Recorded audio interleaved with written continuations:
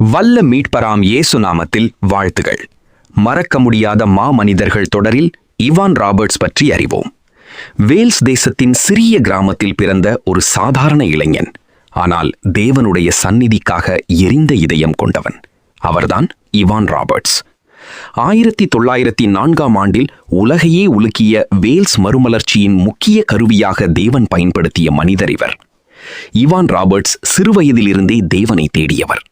மற்ற இளைஞர்கள் விளையாட்டிலும் உலக ஆசைகளிலும் இருந்தபோது இவர் ஜெபத்திலும் வேதாகம வாசிப்பிலும் நேரம் செலவிட்டார். அவர் ஒரு பெரிய கல்வியாளர் அல்ல, பிரபலமான பேச்சாளரும் அல்ல, ஆனால் அவர் முழுமையாக தேவனுக்கு கீழ்ப்படிந்தவர். 13 வயதிலிருந்தே வேல்ஸ் தேசத்தில் எழுப்புதல் வரவேண்டும் என்று தினமும் ஜெபிக்க தொடங்கினார்.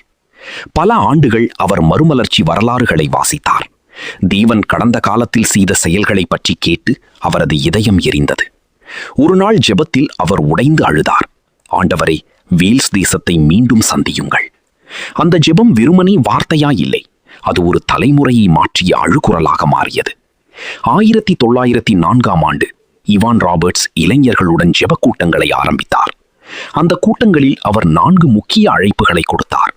அறிக்கையிடப்படாத பாவங்களை அறிக்கையிடுங்கள், சந்தேகத்திற்குரிய காரியங்களை அகற்றுங்கள், பரிசுத்த ஆவிக்கு முழுமையாக கீழ்ப்படியுங்கள், கிறிஸ்துவை பகிரங்கமாக அறிக்கை செய்யுங்கள். மக்கள் உடைந்து அழுதார்கள். இளைஞர்கள் மனம் திரும்பினர். திருச்சபைகள் ஜெபத்தால் நிரம்பின. அந்த எழுச்சி விரைவில் வேல்ஸ் முழுவதும் பரவியது. ஆயிரக்கணக்கான மக்கள் ரட்சிக்கப்பட்டார்கள். மதுக்கடைகள் மூடப்பட்டன. குற்றங்கள் குறைந்தன. குடும்பங்கள் திரும்ப இணைந்தன. ஜெபம் தேசத்தை மாற்றியது.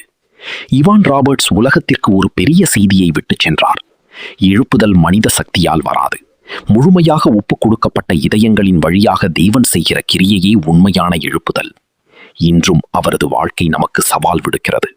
நாம் தேவனை ஏங்குகிறோமா? நாம் ஜெபத்தில் நிலைத்திருக்கிறோமா? நாம் பரிசுத்த ஆவிக்கு முழுமையாக கீழ்ப்படுகிறோமா? ஒரு இளைஞனின் ஜெபம் ஒரு தேசத்தை மாற்றியது. தேவன் இன்றும் மீண்டும் அதை செய்ய வல்லவர். ஆண்டவரே, எங்கள் காலத்திலும் உமது கிரியைகளை உயிர்ப்பிக்குமாக. ஆபகுக்கு 3:2.